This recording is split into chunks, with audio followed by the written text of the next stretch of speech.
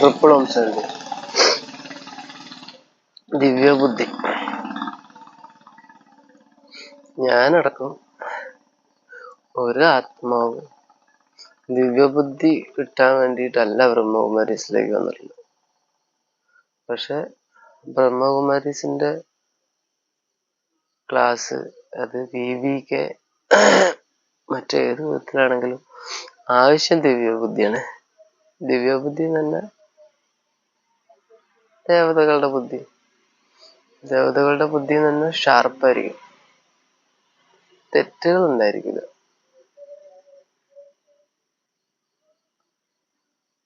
അകർമ്മം, സുകർമ്മം, വികർമ്മം, 3 കർമ്മങ്ങൾ. അകർമ്മമായിരിക്കും ദേവതകള്. ഇപ്പൊ നമ്മുടെ കർമ്മം എന്ന് പറഞ്ഞാല് സുകർമ്മമാണ്. സദാ സുകർമ്മം ഉണ്ടോ? ആർക്കാ ഉള്ളത്? സദാ സുകർമ്മം. സദാ സുകർമ്മമുള്ള ഒരു വ്യക്തി അടുത്ത സ്റ്റേജ് എന്ന് പറഞ്ഞാല് പിന്നെ അകർമ്മത്തിലേക്ക് പോകും. വികർമ്മവും സുകർമ്മം ചെയ്ത് ചെയ്ത് ചെയ്ത് ചെയ്ത് അകർമ്മത്തിലേക്ക് എത്തണം. അപ്പോഴാണ് ഈ സാധനം കയറുക, ദിവ്യബുദ്ധി. അത് ഷാർപ്പായിരിക്കും. ഷാർപ്പെന്ന് പറഞ്ഞാൽ ഷാർപ്പായിരിക്കും. രാവിലെ എഴുന്നേൽക്കുന്ന കാര്യത്തിൽ ഷാർപ്പായിരിക്കും. ഇച്ചിരി എഴുന്നേൽക്കാൻ നേരം വൈകി അല്ലെങ്കിൽ ഇച്ചിരി നേരത്തെ ആയി, പക്ഷെ അവിടെ അലാറം വെച്ച് എഴുന്നേൽക്കുന്നവര്, അതല്ലെങ്കിൽ വേറെ ആരെങ്കിലും വിളിച്ചാലേ എഴുന്നേൽക്കുള്ളൂ, അങ്ങനെയൊന്നുമില്ല. അലാറം അതിന്റെ സാഹചര്യം ഇല്ലാന്ന് വെക്കുക, ഫോൺ ഓഫായി പോയി നിൽക്കുക, ഫോൺ കംപ്ലൈന്റ് ആയി നിൽക്കുക, അല്ലെങ്കിൽ അലാറം വർക്ക് ചെയ്തില്ല നിൽക്കുക, ഇച്ചിരി നേരം വൈകി എണീറ്റു, പക്ഷെ അത് അകർമ്മത്തിലേക്ക് മാറണം. നോർമലി സുകർമ്മം ചെയ്ത് സമ്പൂർണമായ ഒരു വ്യക്തി നേരം വൈകി എഴുന്നേൽക്കുന്ന പ്രശ്നം വരുന്നില്ല. പക്ഷെ വികർമ്മങ്ങൾ കുറെ ചെയ്ത് വെച്ചിട്ടുണ്ടല്ലോ. ഞാനിന്ന് ഇച്ചിരി നേരം വൈകിട്ട് നേരത്തെ എഴുന്നേറ്റു, പക്ഷെ എനിക്ക് ബെഡിന്ന് പൊന്താൻ പറ്റിയില്ല. അപ്പൊ ബെഡിൽ തന്നെ കിടന്ന് അമൃതവേള ചെയ്യുന്നൊരു സംഭവം ഉണ്ടല്ലോ. അമൃതവേള ചെയ്തങ്ങനെ വളരെ സുന്ദരമായിട്ട് നിദ്രയിലേക്ക് പോയി. കാരണം എന്താ വെച്ചാൽ നിദ്ര ചെയ്ത് നല്ലൊരു വൈബ്രേഷൻ അവിടെ ആ ബെഡിലുണ്ട്. അപ്പൊ നേരത്തെ തന്നെ 3 മണിക്കറ്റെ എഴുന്നേറ്റു, പക്ഷെ പൊന്തണില്ല, ശരീരം പൊന്തണില്ല. അതിന് കാരണമുണ്ട്. കാരണം തലേ ദിവസം നന്നായിട്ട് ബോഡി ഇളകി എന്ന് പറഞ്ഞാല് അത്യാവശ്യം കൃഷി കാര്യങ്ങള്, അത് ഇത് ക്ലീനിങ്, അതിലേക്ക് വേണ്ടിയിട്ട് ബോഡി നന്നായിട്ട് ഇളകി. അപ്പോ ഇവിടെ എന്നെ ഹെൽപ്പ് ചെയ്യാനായിട്ട് ആത്മബോധത്തിലുള്ള കുറെ ടീം ചുറ്റിലുള്ളല്ലോ. നോർമലായിട്ട് എത്ര വർഷം പ്രാക്ടിക്കൽ ഉള്ള ഒരാളാണെങ്കിലും ആത്മബോധം ഇല്ലാത്ത കുറച്ച് ടീമിന്റെ ഇടയിൽ കുറച്ച് സമയമെങ്കിലും ആത്മബോധം പ്രാക്ടീസ് ചെയ്യുന്ന ഒരാൾ പോലും ഇല്ലാത്ത ഒരു സ്ഥലത്തായി കഴിഞ്ഞാൽ അവിടെ കൂടുതലും ദേഹബോധം വരും. ദേഹം നന്നായിട്ട് ക്ഷീണിച്ചു. ദേഹബോധമല്ല, ദേഹത്തിന്റെ ആ ഒരു വൈബ്രേഷൻ കൂടുതൽ വന്നു, നന്നായിട്ട് ക്ഷീണിച്ചു. പേശികളൊക്കെ ഇങ്ങനെ പൊട്ടി തളർന്ന നേരത്തെ കണ്ടീഷനായി. അപ്പൊ ഇന്നലത്തെ വൈകുന്നേരത്തെ മെഡിറ്റേഷൻ കിടന്നിട്ട് തന്നെ ചെയ്യും. ഇന്ന് രാവിലെ അമൃതവേള കിടന്നിട്ട് തന്നെ സ്റ്റാർട്ട് ചെയ്തിട്ടേ ഉള്ളൂ, പിന്നെ നിദ്രയിലായിപ്പോയി. പക്ഷെ അതില് കൂടുതല് ചിന്തിച്ച് ടെൻഷനായി, അയ്യോ ഇന്നത്തെ സമ്പാദ്യം കിട്ടിയില്ലല്ലോ, അമൃതവേള കിട്ടിയില്ലല്ലോ എന്ന് കരുതിയിരുന്നാല് ഞാൻ അവിടെ ഇരിക്കലേ ഉണ്ടാവും. പക്ഷെ അത് ഡ്രാമ. കാരണം ഉണ്ടല്ലോ, കാരണം ഇന്നലെ അത്രയും വർക്ക് ചെയ്ത് ബോഡി നല്ല ടയേർഡായിട്ടുണ്ട്, ബോഡി എഴുന്നേൽക്കാൻ സമ്മതിക്കുന്നില്ല. ഇതൊരു വശം. ഇനി അല്ലാത്തവരുണ്ടാവും നല്ലവണ്ണം വർഷങ്ങളോളം അമൃതവേളയൊക്കെ ചെയ്ത്, പക്ഷെ അസുഖം വരും. അസുഖം വന്നു കഴിഞ്ഞാൽ കുറേശ്ശെ മരുന്നടിക്കും. മരുന്നടിച്ചാലും ഈ സംസ്കാരം, അതായത് 4 മണിക്ക് എഴുന്നേൽക്കുന്ന അല്ലെങ്കിൽ 3:30 എഴുന്നേൽക്കുന്ന സംസ്കാരം എഴുന്നേൽക്കുകയൊക്കെ ചെയ്യും, യോഗം ചെയ്യില്ല. യോഗം ചെയ്യാൻ കഴിയൂല. മരുന്ന് ഏത് മരുന്ന് ഫുൾ നാഡീ വ്യവസ്ഥേനെയാണ് കൺട്രോൾ ചെയ്യുന്നത്. മരുന്നിനടിമയായ ഒരു വ്യക്തിക്ക് യോഗം ചെയ്യാൻ കഴിയില്ല. പക്ഷെ അസുഖത്തിനടിമയായ ഒരു വ്യക്തിക്ക് യോഗം ചെയ്യാൻ കഴിയും. ആ അസുഖത്തെ മാറ്റാൻ മരുന്നില്ലാതെ ചികിത്സിക്കണം. ഈ വികർമ്മത്തിന്റെ ലോകത്ത് മരുന്നില്ലാത്ത ഒരേ ഒരു ചികിത്സ നാച്ചുറോപ്പതി ചികിത്സ. ബാബ ചെറിയൊരു സൂചന ഒരു മുരളിയിൽ അത് തന്നിട്ടുണ്ട്. അപ്പോ പ്രകൃതി ചികിത്സ എന്ന് പറഞ്ഞാൽ പ്രകൃതിയാണ് നമ്മുടെ ദാസൻ. ആ പ്രകൃതിയെ ദാസനാക്കി കെമിക്കൽസ് ഉൽപ്പാദിപ്പിച്ച്, അല്ലെങ്കിൽ ആയുർവേദ രീതിയിൽ കെമിക്കൽസ് ഉൽപ്പാദിപ്പിച്ച്, രണ്ടായാലും കെമിക്കൽ തന്നെ, അതല്ലെങ്കിൽ ഹോമിയോ രീതിയിൽ കെമിക്കൽസ് ഉൽപ്പാദിപ്പിച്ച് അത് വഴി നമ്മുടെ അസുഖം മാറ്റുമ്പോൾ തീർച്ചയായിട്ടും സുഖമൊക്കെ ആവും. പക്ഷെ അപ്പോഴേക്കും ബോഡിയിൽ pHന്റെ ലെവല് വേറെ രീതിയിലേക്ക് മാറും. അനുഭവമുള്ളതുകൊണ്ടട്ടോ പറഞ്ഞു. അല്ലാതെ പുറത്തുനിന്ന് കിട്ടിയ വലിയൊരു ശാസ്ത്ര സാങ്കേതിക വിദ്യയെ പറ്റി പറയല്ല. എനിക്ക് നല്ല അനുഭവം. വർഷങ്ങളായിട്ട് നല്ല അസുഖം ഉണ്ടായിരുന്ന ഒരു വ്യക്തിയാണ് ഞാൻ. അത് അലർജിറ്റിക് എന്ന് പറഞ്ഞു കഴിഞ്ഞാല് തുമ്മല്, ദേഹത്തിലുള്ള വ്യത്യസ്തമായ രീതിയിലുള്ള അസുഖങ്ങള്, സ്കിന്നിന്റെ അലർജി, അങ്ങനെ ഭക്ഷണത്തിന്റെ അലർജി, കുറെ അലർജികൾ, ഒന്നൊന്നല്ല പല അലർജികളുണ്ട്. പക്ഷെ ഒക്കെ ഭക്ഷണത്തിൽ നിന്നാണ് വരുന്നത് എന്നുള്ളത് ഇപ്പൊ ഈ ഇടയ്ക്ക് കുറച്ച് വർഷങ്ങളായിട്ടാണ് ഞാൻ മനസ്സിലാക്കിയത്. എന്തൊരു സാധനം അലർജറ്റിക് ആവുന്നതും ഭക്ഷണത്തിൽ നിന്ന്. പിന്നെ നമുക്ക് അടുത്ത അലർജി എന്ന് പറഞ്ഞാല് 5 തത്വങ്ങളാണ്. 5 തത്വങ്ങള് ഭൂമി, ജലം, അഗ്നി, വായു, ആകാശം. ഈ 5 തത്വങ്ങള് ശരിക്കും മനസ്സിലാക്കണം. ഈ 5 തത്വങ്ങള്, അതായത് ഇപ്പൊ നമ്മൾ ഭൂമിയിൽ ഒരു മൺതരിയിൽ എടുത്തു വെക്കാല് ഒരു തരി മാത്രം എടുക്കുക, അതില് ഭൂമിയുണ്ട്, ജലമുണ്ട്, അഗ്നിയുണ്ട്, വായുണ്ട്, ആകാശമുണ്ട്. ഈ 5 തത്വങ്ങള് ഇനിയിപ്പോ ആകാശം എടുക്കുക, ആകാശത്തില് ഭൂമിയുണ്ട്, ജലമുണ്ട്, അഗ്നിയുണ്ട്, വായുണ്ട്, ആകാശം. ജലം എടുക്കുക, അതിന്റെ ഒരു കണെടുക്കുക, അതില് ഭൂമിയുണ്ട്, ജലമുണ്ട്, അഗ്നിയുണ്ട്, വായുണ്ട്, ആകാശമുണ്ട്. ഇതൊരു ഡീപ്പായിട്ടുള്ള സംഭവമായിട്ടാണ്. അത് പെട്ടെന്ന് അങ്ങോട്ട് ഉൾക്കൊള്ളാൻ പറ്റില്ല. ഞാനതിനെ പറ്റി കൂടുതലായിട്ട് റിസർച്ച് ചെയ്തിട്ടല്ല. പക്ഷെ എന്നാലും നമ്മുടെ BKS തന്നെ കിട്ടിയ ഒരു നോളജും അതിന്റെ പിന്നെ നമ്മൾ പഠിച്ചു വെച്ചിട്ടുള്ള സയൻസും കാര്യങ്ങളൊക്കെ വെച്ചുകൊണ്ട് മനസ്സിലാക്കി. അതായത് എന്താ ഫോമാണ്. അതായത് ഇപ്പൊ ഒരു മൺതരി എടുത്തു കഴിഞ്ഞാല് അതിന് വെള്ളം നമുക്ക് അതിന്റെ കണത്തുനിന്ന് എടുത്ത് തരണമെങ്കിൽ അതിന്റെ ഒരു ഫോം അതിലുണ്ടെന്ന്. വെള്ളത്തിന്റെ ഒരു ഫോം, ജലത്തിന്റെ, ഭൂമിയുടെ ഒരു ഫോം അതിലുണ്ട്. ആകാശത്തിന്റെ ഒരു തരം അതിലുണ്ട്. അതിൽ വായുവിന്റെ ഒരു രീതി, വായുവിന്റെ ഒരു ഇതൊക്കെ ശരിക്കും പറഞ്ഞു കഴിഞ്ഞാൽ നമ്മൾ പഠിച്ചു വെച്ചിട്ടുള്ള ആറ്റോമിക് ചാർട്ട്, തന്മാത്രകള്, ആറ്റങ്ങള്, തന്മാത്രകള്, ഓർബിറ്റുകള്, ഇതിനെ ബേസ് ചെയ്തുകൊണ്ടുള്ള കാര്യങ്ങൾ ഇപ്പൊ ഞാനീ പറഞ്ഞു. അതവിടെ നിൽക്കട്ടെ. 5 തത്വങ്ങള്. അപ്പൊ 5 തത്വങ്ങളിൽ 5 തത്വങ്ങൾ ഉണ്ടെന്ന് പറഞ്ഞില്ലേ, ഇത് വളരെ ഡീപ്പായിട്ടുള്ള വിഷയമാണ്. ഇതിനെ ക്ലിയർ ആക്കല പണി. നമ്മളൊക്കെ ആത്മാക്കളാണ്. ഞാനൊരു ആത്മാവാണ്. ബ്രഹ്മകുമാരീസില് പാലക്കാടുള്ള മീന സിസ്റ്റർ ഒരു ആത്മാവാണ്. മീന സിസ്റ്റർ എന്ന ആത്മാവില് എന്റെ കഥ ഉണ്ട്. ഞാനെന്നൊരു ആത്മാവില് മീന സിസ്റ്ററിന്റെ കഥ ഉണ്ട്. പക്ഷെ എപ്പോഴാണിത് പാർട്ട് ഒരുമിച്ച് വരുന്നത്? അതായത് മീന സിസ്റ്റർ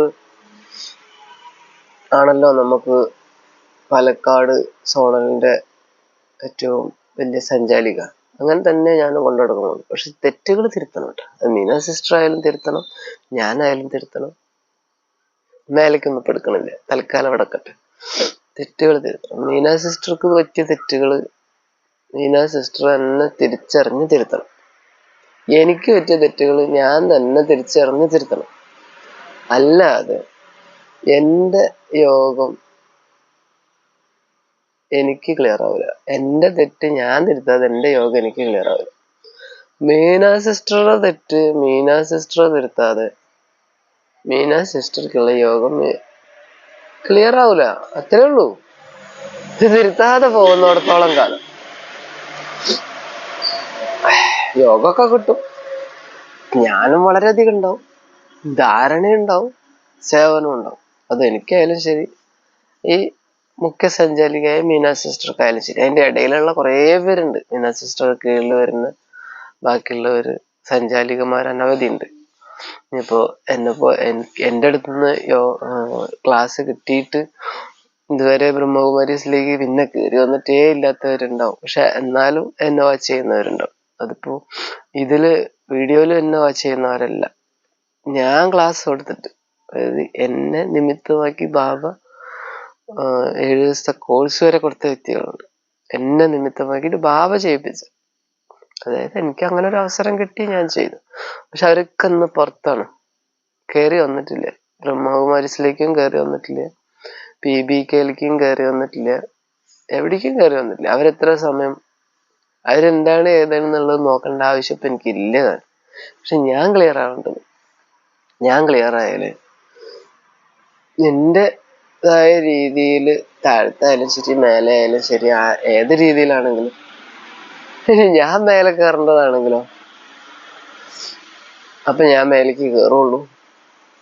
അപ്പൊ ചിലപ്പോ ഇന്ന് നല്ല സ്ഥാനത്തിരിക്കുന്നവരൊക്കെ ചിലപ്പോ നമ്മുടെ താഴെ ആവാം, ചിലപ്പോ നല്ല ഉയരത്തിൽ, അവര് ചിലപ്പോ ഒന്നും കൂടെ ഉയരത്തിലേക്ക് കയറാനുള്ള ഒരു സാധ്യത ഉണ്ടാവാം. അതായത് ഞാൻ എന്റെ തെറ്റ് തിരുത്തുമ്പോ ഇത് കാണുന്നവരാ ആള് എന്തൊക്കെ ചെയ്ത് കുറച്ച് കാര്യങ്ങളൊക്കെ ചെയ്തിട്ട് അവസാനം അൽബായി, അതാ യൂട്യൂബില് എന്തൊക്കെയോ പറയണു. അപ്പൊ അത് കുറച്ചും കൂടി ഡീപ്പാണോ,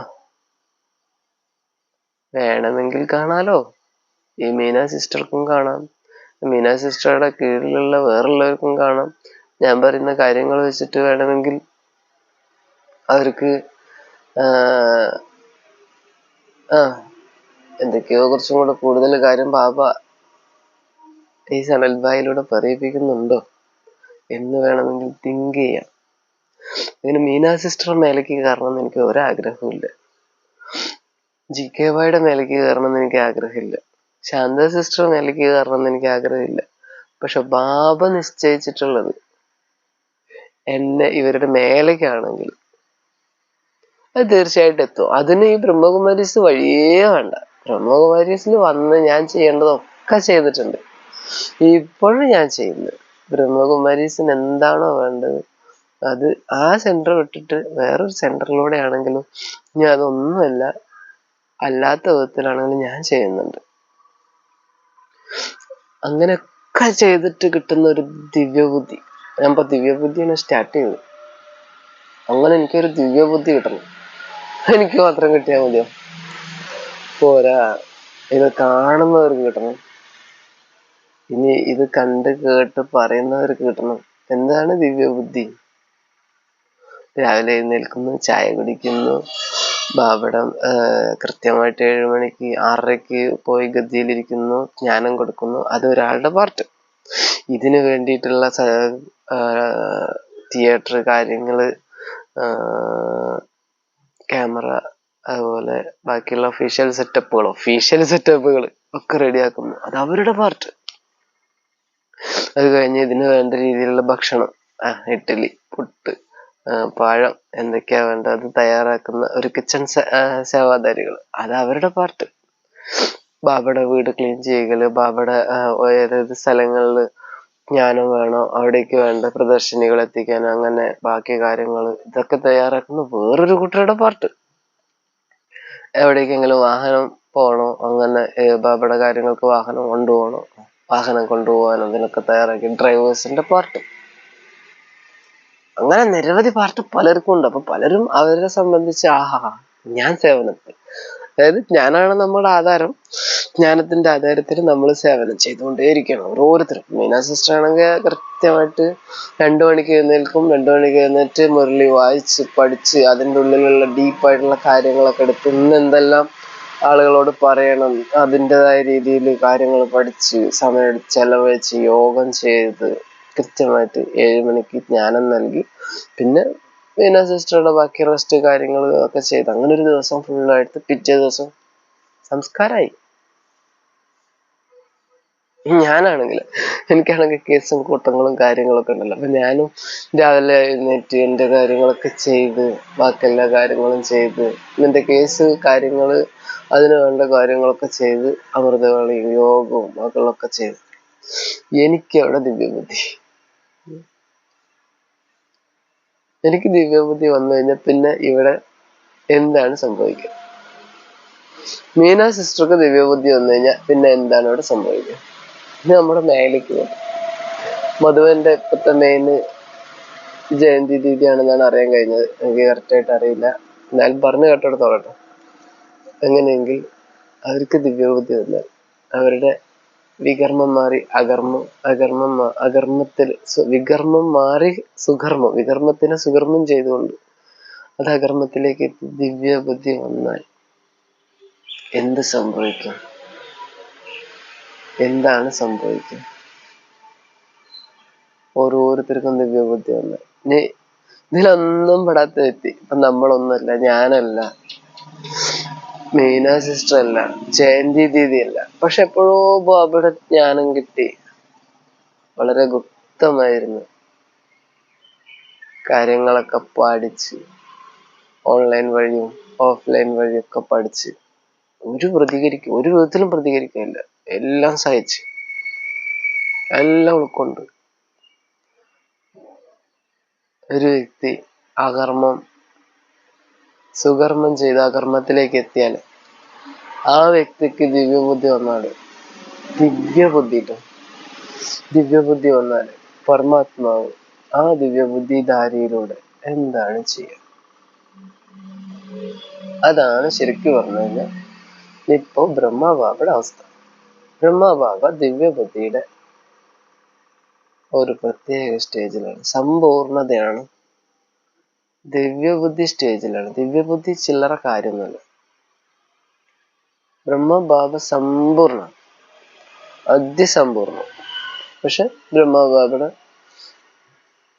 അവസാന സ്റ്റേജ് എടുത്താൽ മനസ്സിലാക്കാൻ കഴിയും അവിടെ കുറെ പ്രയാസങ്ങൾ ഉണ്ടായിരുന്നു. ബ്രഹ്മബാബ അഡ്വാൻസ് എന്ന് കിട്ടിയ ഒരു അറിവാണ്, ഇത്ര വർഷത്തിനകത്ത് ഇവിടെ വിനാശം സംഭവിക്കുമെന്നും ആ വിനാശം സംഭവിച്ചു കഴിഞ്ഞിട്ടില്ലെങ്കിൽ ഞങ്ങളുടെ മുഴുവൻ സ്വത്തും ഗവൺമെന്റിലേക്ക് കണ്ടുകെട്ടിക്കൊള്ളാമെന്നും പറഞ്ഞുകൊണ്ട് അന്നത്തെ കാലത്ത് രാഷ്ട്രപതിക്ക് ഒരു ലെറ്റർ അയച്ചു. അന്ന് 1962 അങ്ങനെ എന്തോ ആണ് നമുക്ക് PBK പറയാം. ഇന്നിപ്പോ വർഷങ്ങൾ ഇത്രയായി, പക്ഷെ വിനാശം വന്നുമില്ല, ഇതുമില്ല. പക്ഷെ അതേ സമയത്ത് തന്നെ അന്നത്തെ ആ അയച്ച സ്വത്ത് കാര്യങ്ങൾ പോകാതിരിക്കാൻ വേണ്ടി അതിൻ്റെ അകത്തുള്ള ടീം തന്നെ ബ്രഹ്മകുമാരീസിനെ ഗവൺമെന്റിന്റെ രീതിയിലേക്ക്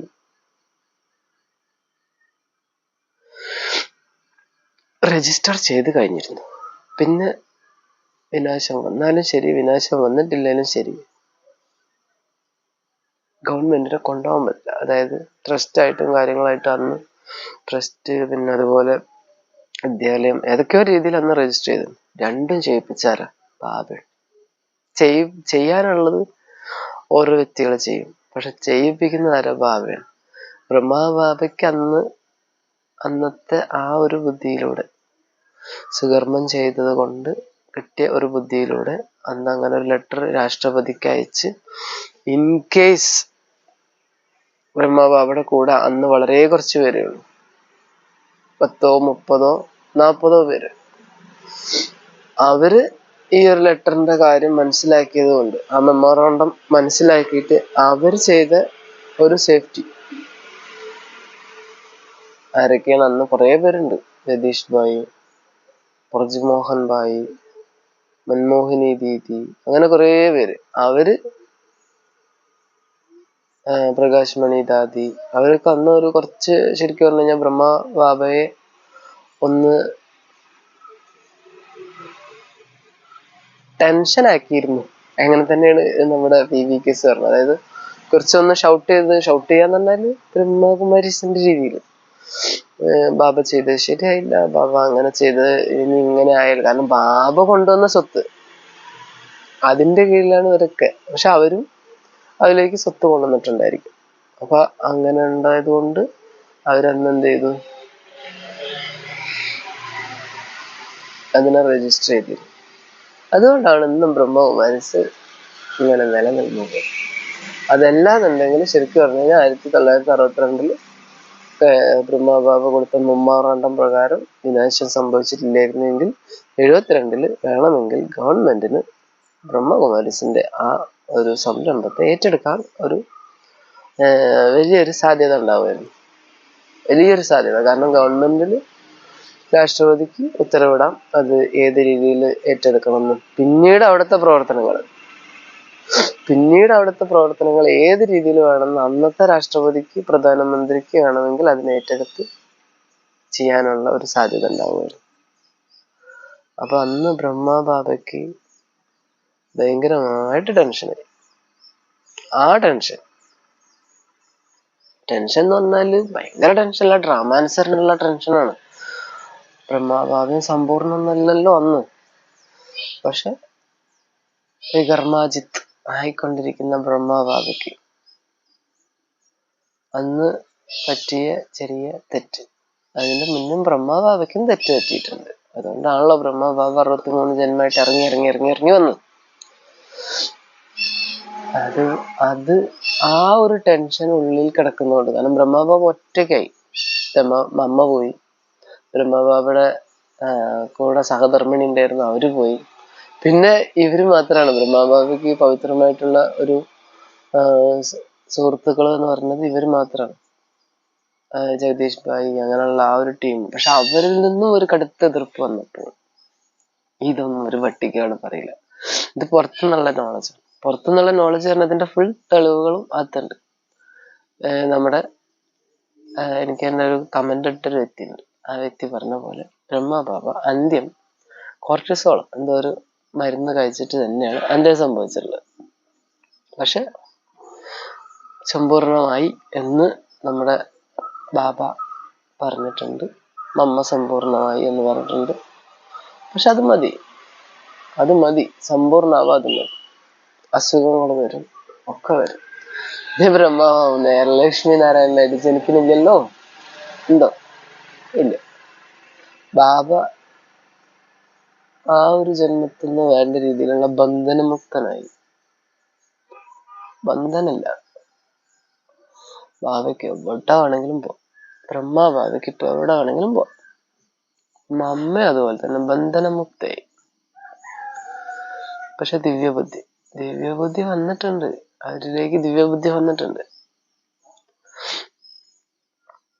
കറക്റ്റായിട്ട് എന്താണോ ശിവബാബ ഉദ്ദേശിക്കുന്നത് അത് അതാത് സമയം ചെയ്യാൻ പാകത്തിലുള്ള ദിവ്യബുദ്ധി വന്നിട്ടുണ്ട്. അതാണ് ഇനി നന്നായിട്ട് ചിന്തിക്കേണ്ട വിഷയം. ദിവ്യബുദ്ധി ജയന്തി ദീദിക്ക് വന്നിട്ടുണ്ടോ? ഞാനല്ല ചിന്തിക്കണ്ടേ, ജയന്തി ദീദി ചിന്തിച്ചാൽ മതി. ദിവ്യബുദ്ധി അതിന്റെ കീഴിലുള്ള ബാക്കിയുള്ള അവരുടെ അടുത്ത് നിന്ന് ഓർഡർ കിട്ടി കർമ്മം ചെയ്തുകൊണ്ടേയിരിക്കുന്ന, സേവനം ചെയ്തുകൊണ്ടേയിരിക്കുന്ന ചെന്നൈ സോണിലുള്ള വ്യക്തികൾക്ക് വന്നിട്ടുണ്ടോ? ഇനി മീന സിസ്റ്റർക്ക് ദിവ്യബുദ്ധി വന്നിട്ടുണ്ടോ? ഇവരാണ് ചിന്തിക്കേണ്ടത്, ഞാൻ ചിന്തിക്കേണ്ട ആവശ്യമൊന്നും. എനിക്ക് ദിവ്യബുദ്ധി വന്നിട്ടുണ്ടോ എന്നതാണ് ഞാൻ ചിന്തിക്കേണ്ടത്. വന്നിട്ടില്ല എന്നുള്ളത് ഈ മുഖം നോക്കിയാൽ മനസ്സിലാക്കാം. കാരണം ഒരു ലക്ഷ്മി നാരായണന് ഇങ്ങനെ താടിയും മുടിയും ഒക്കെ വളർത്തിയിട്ടുള്ള, മുടി ഉണ്ടാവും, താടിയും മുടിയും ഒക്കെ വളർത്തിയിട്ട് നടക്കേണ്ട ആവശ്യമില്ല. ലക്ഷ്മി നാരായണന്റെ നാട്ടിൽ അങ്ങനെയില്ല. അപ്പൊ കൃത്യമായിട്ട് എനിക്ക് ദിവ്യബുദ്ധി വന്നിട്ടില്ല എന്നുള്ളതിന്റെ ഏക തെളിവ് ഇതാണ്. ഇനി എന്തെങ്കിലും എനിക്ക് ദിവ്യബുദ്ധി വരുമ്പോൾ ഞാൻ ഈ താടിമീശ എടുക്കൂല, എടുക്കും. പക്ഷെ അതുകൊണ്ട് മാത്രം കാര്യമായോ? അതുകൊണ്ട് മാത്രം കാര്യമായി. താടിയും മീശയൊക്കെ എടുത്ത് നല്ല സുന്ദര കുട്ടപ്പനായി, നല്ല മധുരമായി സംസാരിച്ച്, നല്ല സരളമായി പ്രവൃത്തികൾ ചെയ്ത്, തന്മയത്വത്തോടു കൂടി കാര്യങ്ങൾ കൈകാര്യം ചെയ്ത്, വിനയത്തോടു കൂടി വീണ്ടും ബ്രഹ്മകുമാരീസിൽ പോയി അതിനോടൊക്കെ മാപ്പ് പറഞ്ഞ് ജീവിച്ചാൽ വീണ്ടും എനിക്ക് ദിവ്യബുദ്ധി വരുന്ന ആർക്കെങ്കിലും തോന്നുന്നുണ്ടോ? എനിക്കുള്ള ദിവ്യബുദ്ധിക്ക് വേണ്ട താക്കോല് ബാബയുടെ അടുത്ത്. ബ്രഹ്മകുമാരീസിലെ ഓരോ വ്യക്തികൾക്കും ദിവ്യബുദ്ധി തുറന്നു തരുന്ന താക്കോല് ബാബയുടെ. എത്രത്തോളം എൻ്റെ ദിവ്യബുദ്ധി തുറന്നു തന്നുകൊണ്ടിരിക്കുന്നു എന്ന് ഞാൻ ചെക്ക് ചെയ്യുന്നുണ്ട്. ദിവ്യബുദ്ധിയിലേക്കുള്ള ചവിട്ടുപാതകൾ കേട്ടോ. ഇത് കണ്ടില്ല, ഒരു പടി ഇങ്ങനെ കയറി പോയിട്ട് അതിന് മേലെ ബ്രഹ്മബാബ ഇരിക്കുന്ന ഒരു ഫോട്ടോ പല സ്ഥലങ്ങളിലും കാണാൻ കഴിയും. ഒരുപാട് പടികൾ, ഒന്നും രണ്ടല്ല. ഇപ്പൊ നമ്മുടെ അയ്യപ്പന്റെ പറയുകയാണെങ്കിൽ 18 പടിയാണ്. ആ പടിയല്ല ശിവബാബ. അമ്മായിയപ്പന്റെ വീട്ടിലേക്ക് പോണ പോലെ അത്ര എളുപ്പമുള്ള കാര്യമല്ല ദിവ്യബുദ്ധി കൈവരിക്കുക എന്നത്. പക്ഷെ കർമ്മം കൊണ്ട് അവസാനം പടി കയറി പാമ്പും കോണിയും കളിക്കുന്ന ഒരു തരം കളിയാണെന്ന് തന്നെ മനസ്സിലാക്കുക. വീഴും, ഞാൻ വീഴുന്നുണ്ട്. ബ്രഹ്മകുമാരീസിന്റെ കൂടെ വന്നിട്ട് നമുക്ക് അങ്ങനെ അടിയറട്ടിട്ട് പറയാൻ പറ്റും, നിങ്ങൾ ഈ ചെയ്തത് ശരിയല്ല. ഇനിയിപ്പോ അവരുടെ വീഡിയോസ് എടുത്തുകൊണ്ട് നിങ്ങൾ ആ പറഞ്ഞത് ശരിയല്ല എന്ന് നമുക്ക് അവിടെ പ്രത്യേകമായിട്ട് വിശദീകരിക്കാൻ കഴിയും. അതിന്റെ പിന്നാലെ പോകാനൊന്നും എനിക്ക് സമയമില്ല. അപ്പൊ ഞാൻ പണ്ടൊരു തൊട്ടാവാടിയുടെ ഒരു ഇത് പറഞ്ഞിട്ടുണ്ടായിരുന്നു. ഇത് മീന സിസ്റ്ററുടെ തൊട്ടാവാടി എന്ന് ഞാൻ പ്രത്യേകം പറഞ്ഞിട്ടുണ്ടായിരുന്നു. ഇനി അവരെന്തൊക്കെ വീഡിയോ ഇടുന്നുണ്ട് അതൊക്കെ കണ്ട് അതിനെങ്ങനെ വിശകലനം ചെയ്ത് അതിനെ കുറ്റപ്പെടുത്തി എനിക്കെന്ത് നേട്ടം കിട്ടും? എനിക്കൊരു നേട്ടം കിട്ടൂല. ഞാൻ വീണ്ടും അധപതിക്കും. അതുകൊണ്ട് ആ പണി എനിക്കില്ല. ഞാൻ ശിവാനി സിസ്റ്ററുടെ വീഡിയോ കണ്ട് അതിലെന്തെങ്കിലും ഒരു മിസ്റ്റേക്ക് മനസ്സിലാക്കി അതിനെ കുറ്റപ്പെടുത്തി, അല്ലെങ്കിൽ ജയന്തി ദീദിയുടെ ഒരു വീഡിയോ കണ്ട് അതിനെ കുറ്റപ്പെടുത്തി എന്ത് കാര്യമുണ്ട്? അതല്ല എൻ്റെ പണി. കോടമഞ്ഞ് അവിടെ പോകണം. ഇവിടെയും കോടമഞ്ഞൊക്കെ വരാൻ തുടങ്ങി. അപ്പോ ദിവ്യബുദ്ധി കോടമഞ്ഞ് പോയ കാര്യം പറഞ്ഞു. ബാക്കിൽ ചെറുതായിട്ട് പോയ വീഡിയോ ഒരു ഇത് കണ്ടു. അപ്പോഴാണ് മനസ്സിലാക്കുന്നത് ദിവ്യബുദ്ധി വരുമ്പോ നമ്മുടെ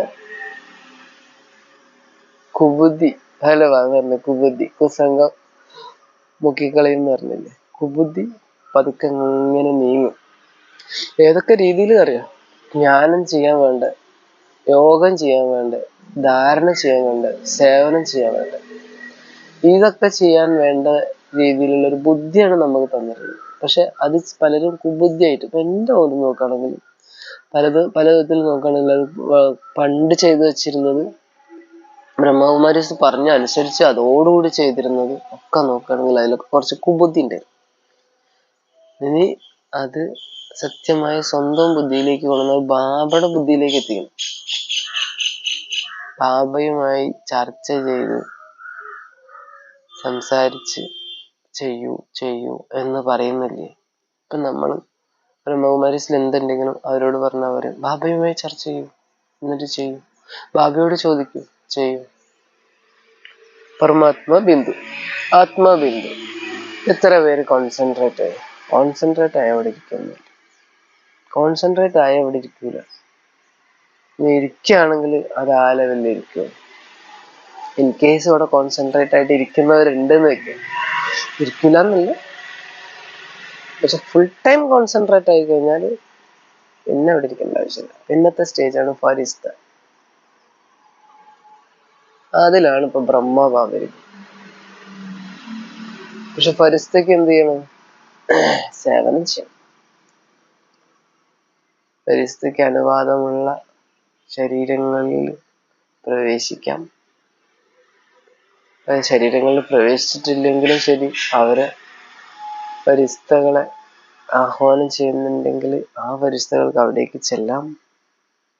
അവിടെ എന്താണോ വേണ്ടത് അതവിടെ കൊടുക്കാം, നിസ്വാർത്ഥമായിട്ട് കൊടുക്കാം.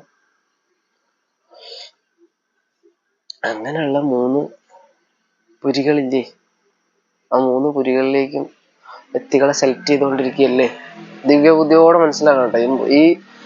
ഈ 3 പുരികളെ പറ്റിയിട്ട് ഞാനിത് ഈ അടുത്ത ബ്രഹ്മകുമാരീസിൽ ലാസ്റ്റ് പോയ സമയത്ത് ഞാൻ അവിടുത്തെ സഞ്ചാലികയുമായിട്ട് അല്പ സംശയങ്ങളൊക്കെ ചോദിച്ചപ്പോഴും അവർക്ക് പറയാനുണ്ടായത് ബാബയോട് ചർച്ച ചെയ്യും, ബായി അത് മനസ്സിലാക്കിയെടുക്കും. അപ്പൊ ഏറെക്കുറെ മനസ്സിലാക്കണ്ടേ ആരൊക്കെയാണ് ബ്രഹ്മപുരിയിലെ സമ്പൂർണ്ണ രീതിയിൽ വരുന്നവര്, ആരാണ് വിഷ്ണുപുരിയിലെ സമ്പൂർണ്ണ രീതിയിൽ വരുന്നവര്. ഒന്നൊന്നല്ല കേട്ടോ, ഒരുപാട് പേരാണ്. ആരൊക്കെയാണ് ശങ്കർപുരിയിലെ സമ്പൂർണമായ അവസ്ഥയിൽ വരും. ശങ്കർപുരി എന്ന് പറഞ്ഞാല് വേറെ തലം തന്നെ, വേറെ തലം തന്നെയാണ്. വിഷ്ണുപുരി എന്ന് പറഞ്ഞാൽ അത് വേറൊരു തലമാണ്. ബാബ കർട്ടൻ തുറക്കും എന്ന് പറഞ്ഞാല് ഇത് 3 കാണാൻ കഴിയും. കർട്ടൻ തുറന്നു കഴിഞ്ഞാൽ 3 കാണാൻ കഴിയും. എന്നാ ഇത് ബ്രഹ്മാവിലും ഉണ്ട്, മമ്മയിലും ഉണ്ട്, ശങ്കറിലും ഉണ്ട്. ഈ 3 തലങ്ങളും പതുക്കെ പതുക്കെ പോകാൻ പറ്റുള്ളൂ. 3 ആയിത്തീരുന്നു. അതിന് ശേഷമാണ് നമ്മുടെ പരന്താമത്തിലേക്കുള്ള ഗേറ്റ് ഓപ്പൺ ആക്കുക. എല്ലാവർക്കും പോകും വേണം. എല്ലാവർക്കും 9 ലക്ഷത്തിൽ വരാൻ പറ്റില്ലല്ലോ. 9 ലക്ഷത്തിന്റെ കൃത്യമായ സമയത്ത് വരെല്ലാം വേണം. ബാബ പറഞ്ഞിട്ടുള്ള അനാദി സ്റ്റേജ് എല്ലാവരും പരന്താമത്തിലാണ്. നന്നായി ചിന്തിക്കേണ്ട വിഷയമാണ്, ദിവ്യബുദ്ധിയോടെ ചിന്തിക്കേണ്ട വിഷയം. അനാദി സ്റ്റേജിൽ എല്ലാവരും പരന്താമത്തിലാണ്. ആദി 9 ലക്ഷം പേര് സത്യകാരം. അപ്പൊ അനാദിയിലെ ആ എല്ലാവരും പരന്താമത്തിലാണെന്ന് പറയുമ്പോ അത് എത്ര സമയം എന്നുള്ള ശ്രദ്ധിക്കണം. ആദി 9 ലക്ഷം ആരംഭിക്കും. നന്നായിട്ട് ചിന്തിക്കണം കേട്ടോ. എനിക്കൊന്നും അതിന്റെ ഉത്തരം കിട്ടിയിട്ടേ ഇല്ല, പക്ഷെ ഞാൻ ചിന്തിച്ചുകൊണ്ടിരിക്കുകയാണ്. ഞാൻ ഒരുപാട് ചിന്തിച്ച് പല ഉത്തരങ്ങളും വന്നിട്ടും അത് ക്ലാരിറ്റി ആയിട്ടില്ല. ഒരു ബ്രഹ്മകുമാരിക്കും കൃത്യമായിട്ട് ഇങ്ങോട്ട് പറഞ്ഞു തരാനും കഴിയില്ല.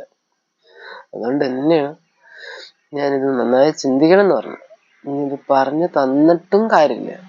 ഒരു ബ്രഹ്മകുമാരി, നല്ല ബ്രഹ്മകുമാരി 9 ലക്ഷത്തിൽ വരാത്തവരാണെങ്കിൽ ഈ 9 ലക്ഷത്തിലുള്ളവരോട് പറഞ്ഞു കൊടുത്തു കഴിഞ്ഞാൽ ആവൂല, എത്തൂല.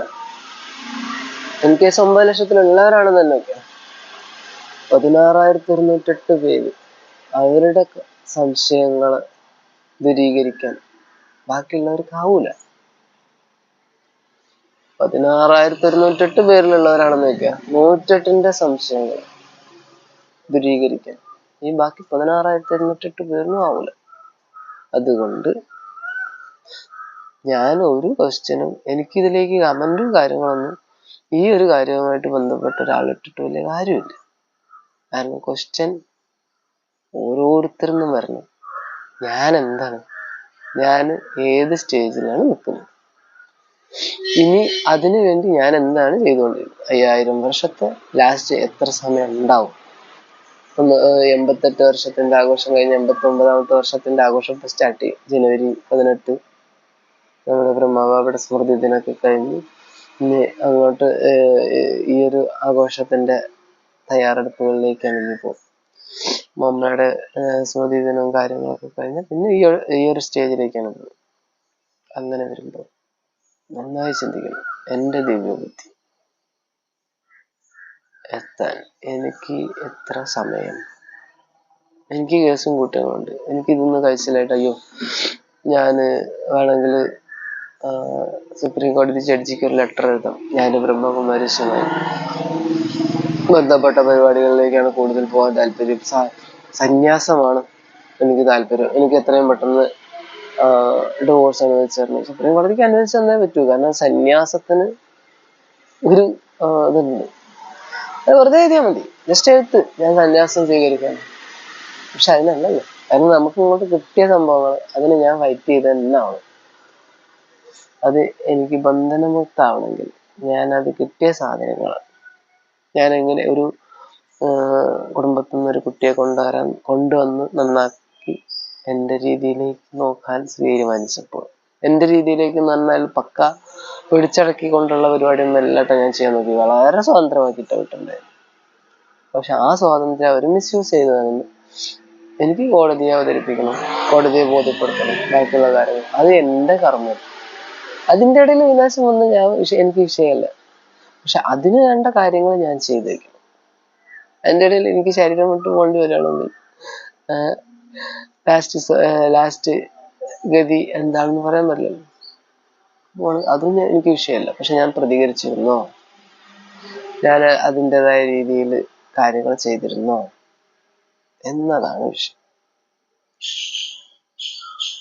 അങ്ങനെ നമുക്ക് കിട്ടിയ ഓരോ പാർട്ടും, എനിക്ക് കിട്ടിയൊരു പാർട്ട്,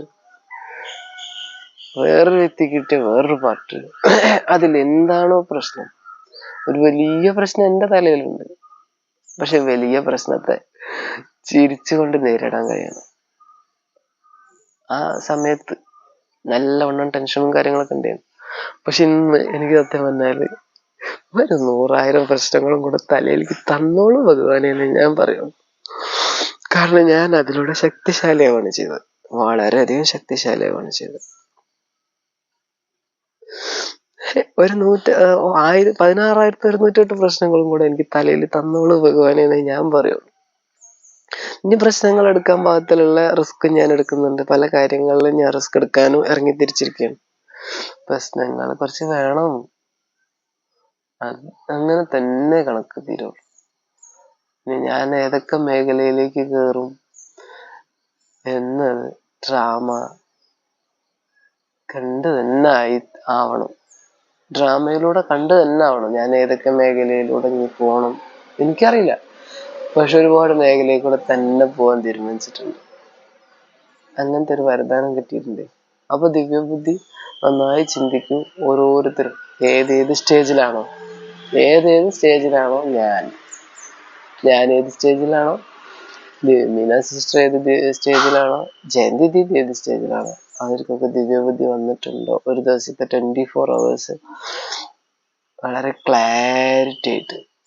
ക്ലാരിറ്റി ആയിട്ട് എല്ലാം ഉൾക്കൊണ്ട് ഉരച്ചു നോക്കി സഹിച്ച് സഹയോഗം കൊടുത്ത് ഭാണ്ഡം മുറുക്കി കെട്ടി ഉള്ളിലൊതുക്കി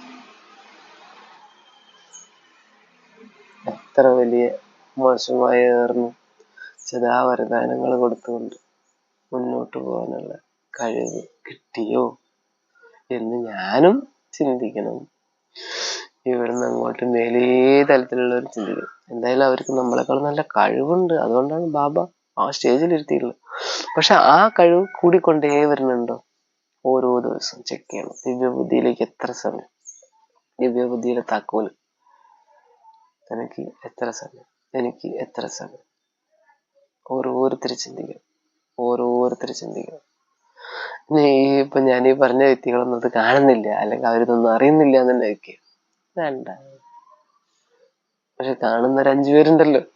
ശരിക്കും പറഞ്ഞു കഴിഞ്ഞാല് ഇതങ്ങോട്ട് പോസ്റ്റ് ചെയ്ത് കഴിഞ്ഞാൽ എന്തായാലും ഒരു 24 മണിക്കൂറിനുള്ളിൽ 5 പേര് കാണുന്നുണ്ട്.